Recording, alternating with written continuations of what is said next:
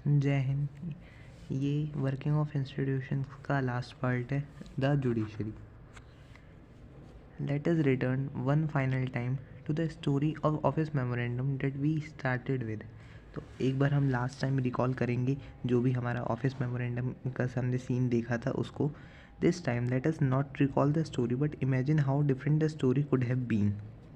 इस टाइम हम एक्चुअल में स्टोरी नहीं रिकॉल कर रहे हैं, हम ये देख रहे हैं कि वो स्टोरी कैसी बन गई थी। Remember, the story came to a satisfactory end because the Supreme Court gave a verdict that was accepted by everyone. वो हम जानते हैं कि वो जो स्टोरी है वो एक उसका जो अंत हुआ था वो एकदम सेटिस्फेक्शन वाला था।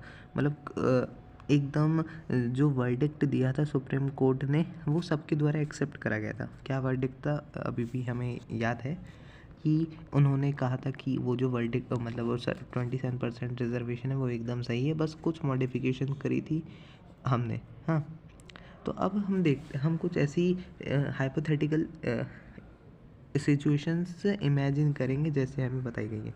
पहली, if there was nothing like a supreme court in the country. अगर एक कंट्री में सुप्रीम कोर्ट नहीं है तो क्या होता। दूसरा, even if there was a supreme court if it had no power to जज एक्शंस ऑफ द गवर्नमेंट तो क्या होता। अगर मान लें यहाँ पे सुप्रीम कोर्ट है बट उसके पास पावर ही नहीं है गवर्नमेंट के अगेंस्ट में काम करने की तो क्या होता। Even if it had the power if no one trusted the supreme court to give a fair verdict.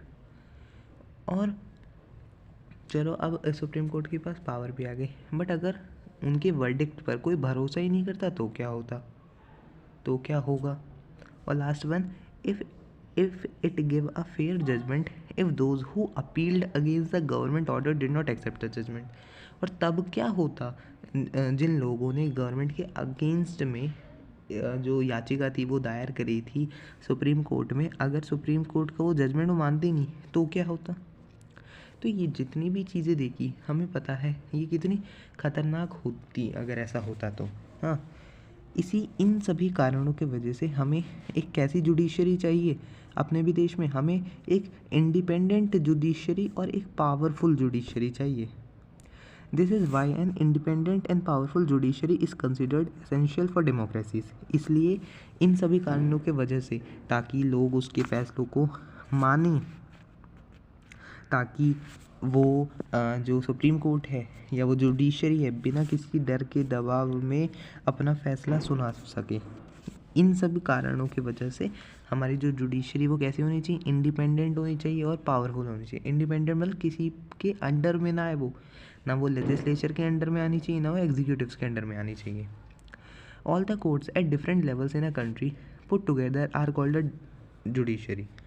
हमारे जो कोर्ट हैं डिफरेंट लेवल पर उन सबको मिला के ही हम जुडिशरी बोलते हैं।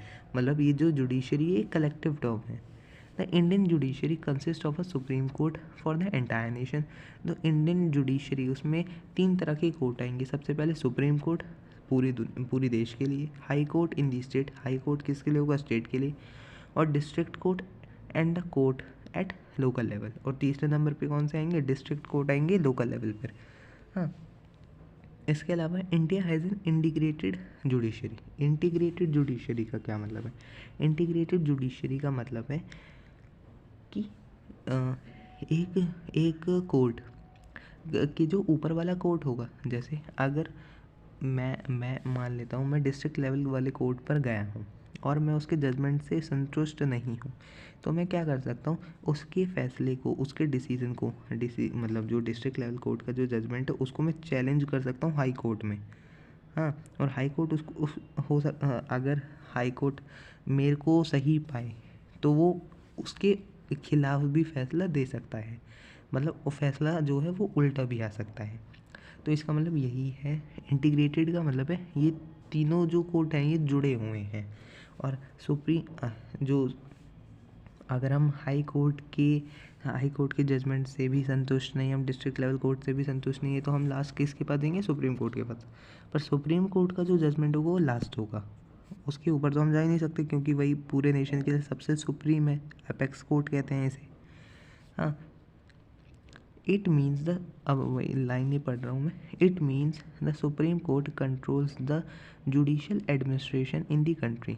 इसका यही मतलब है जो सुप्रीम कोर्ट है, जो हमारा सुप्रीम कोर्ट है, वही जुडिशल एडमिनिस्ट्रेशन कंट्रोल करके रखता है।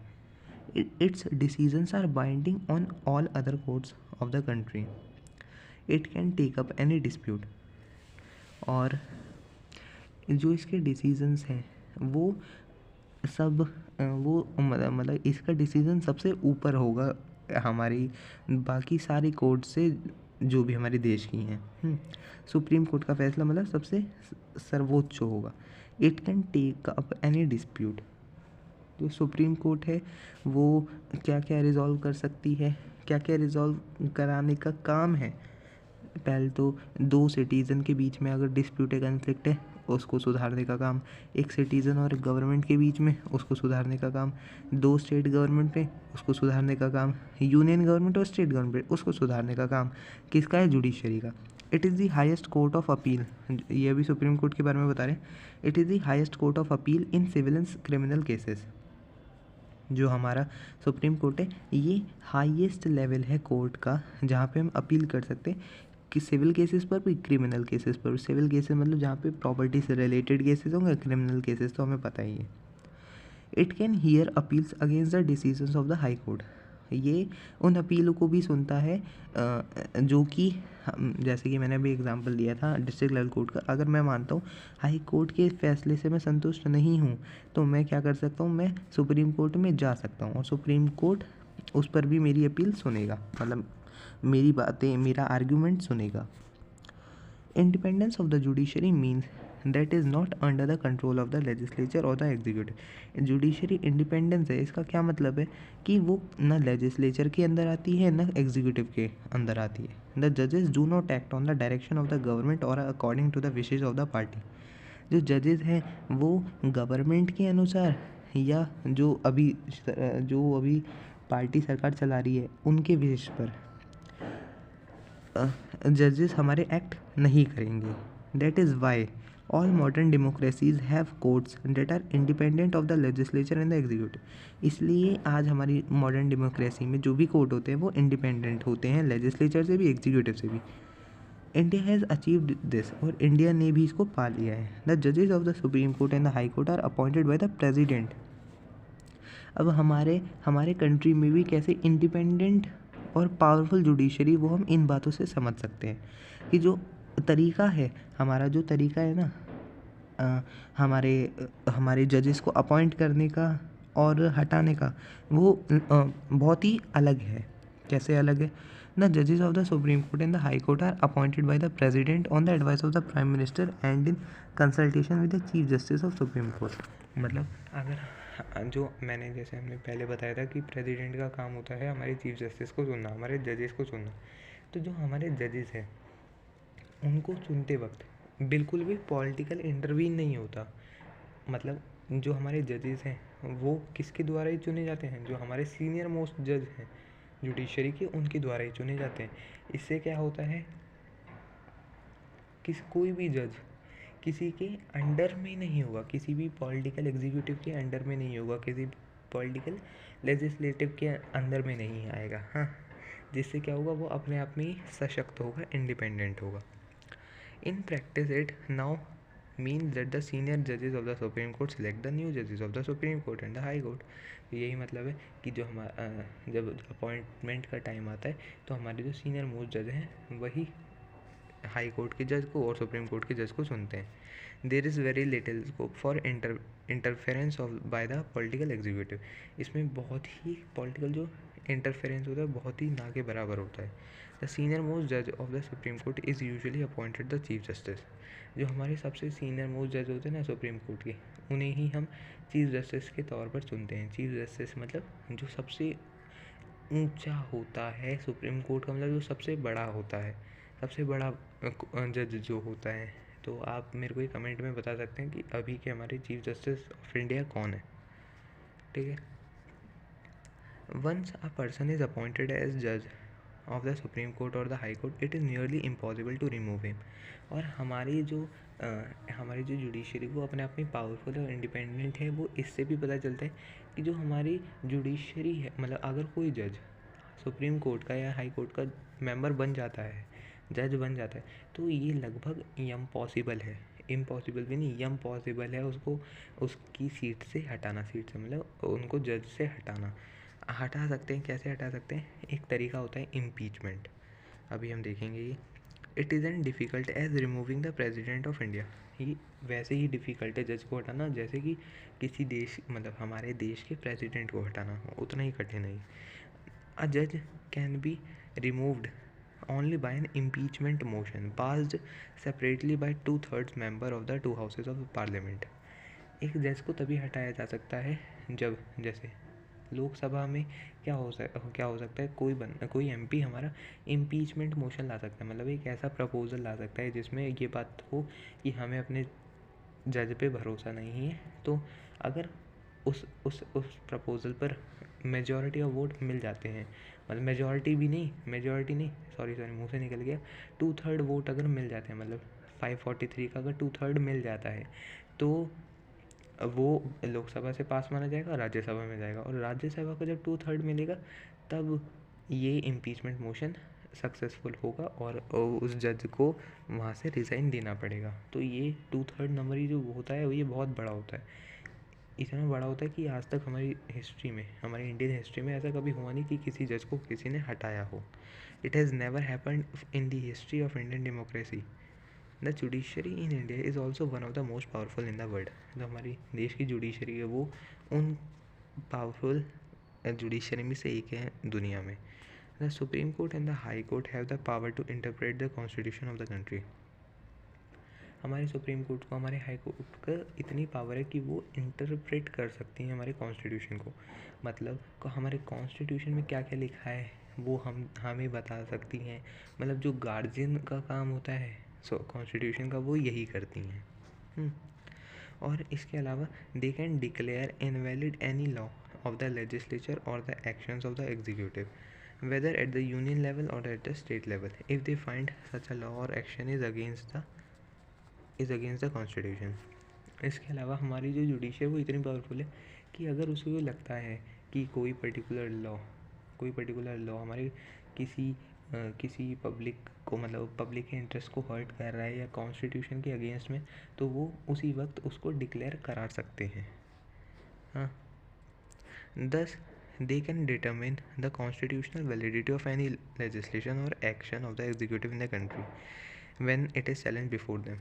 तो इसका यही मतलब है कि किसी भी लॉ की कॉन्स्टिट्यूशनल वैलिडिटी है या नहीं, वो हमारी जुडिशरी बता सकती है जब उसके सामने ये केस जाएगा। तो इसी को जुडिशियल रिव्यू कहते हैं। जुडिशियल रिव्यू का मतलब जब हमारा किसी लॉ को हमारे जुडिशरी के द्वारा उसको इनवैलिड करार दिए। जैसे एक एग्ज़ाम्पल है इसका लेटेस्ट में 2015 में एक क्या होता है, जो बीजेपी गवर्नमेंट है एक एनजैक लॉ लाती है और जो हमारा सुप्रीम कोर्ट है वो इस लॉ को अनकॉन्स्टिट्यूशनल करार देता है। तो इसको क्या कहते हैं, अनकॉन्स्टिट्यूशनल करारने की प्रक्रिया को, इनवैलिड करने की प्रक्रिया को क्या कहते हैं, जुडिशियल रिव्यू कहते हैं। आप इसके बारे में, एनजैक के बारे में और भी बहुत कुछ देख सकते हैं। The supreme Court of India has also ruled that the core और basic principles of the constitution can not be change by the parliament.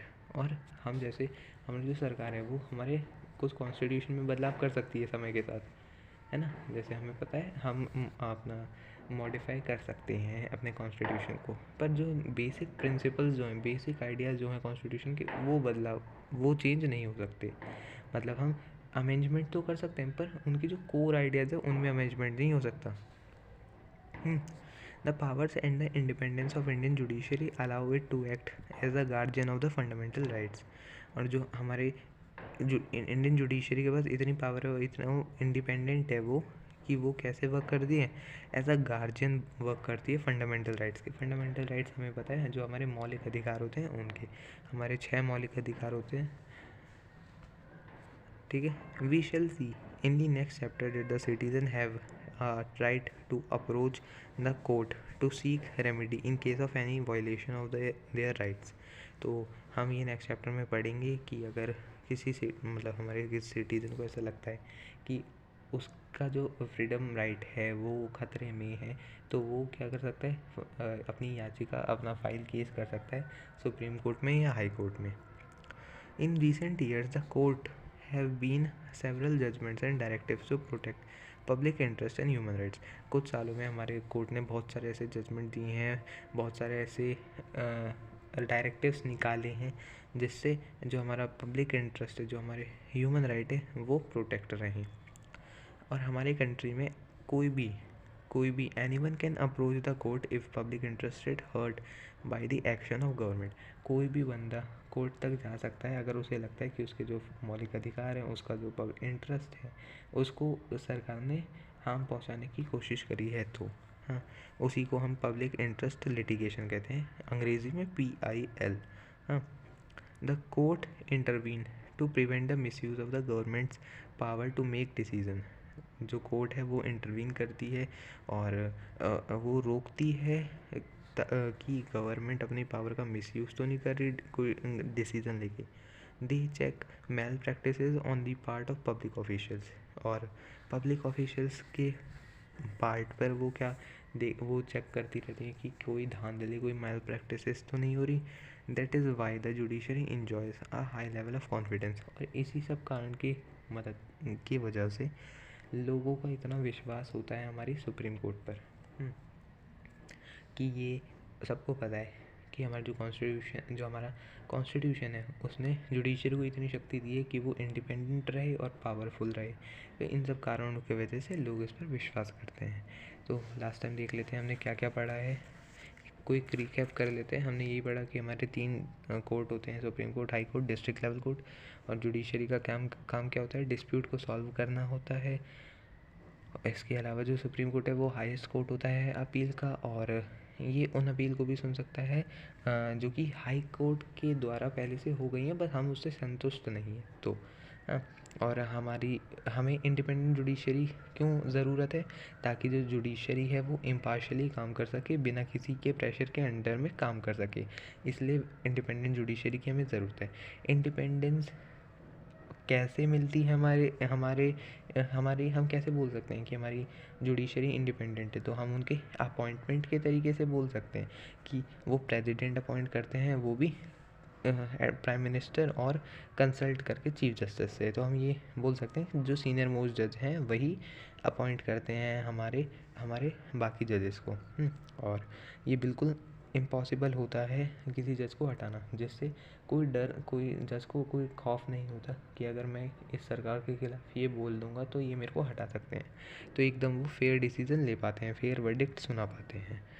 इसके अलावा हमने क्या पढ़ा था, हमने इम्पीचमेंट मोशन पढ़ा था, जहाँ पे 2/3 मेंबर की मतलब हामी चाहिए होती है दोनों हाउस में, अगर हमको किसी जज को हटाना है तो। और हमारी जो जुडिशरी है वो मोस्ट पावरफुल है हमारे इस दुनिया मतलब इस वर्ल्ड में, कि क्या क्या तरीके से हमने वो भी देख लिया कि इसके पास शक्ति है कॉन्स्टिट्यूशन को इंटरप्रेट करने की, और जुडिशियल रिव्यू की शक्ति है, मतलब किसी लॉ को लीगल डिक्लेयर करने की शक्ति है, और ये एज अ गार्जियन वर्क करती है, और ये PIL पर वर्क कर सकती है। इसके अलावा हमारी जुडिशरी इसलिए भी इंडिपेंडेंट और पावरफुल है क्योंकि हमारे जुडिशरी को हमारे लोगों का समर्थन है। तो that's all in this chapter. और ये जैसे कि बताया मैंने, लास्ट पार्ट था इस चैप्टर का। होप करता हूँ आपको ये पूरा चैप्टर समझ में आ गया होगा। जय हिंद।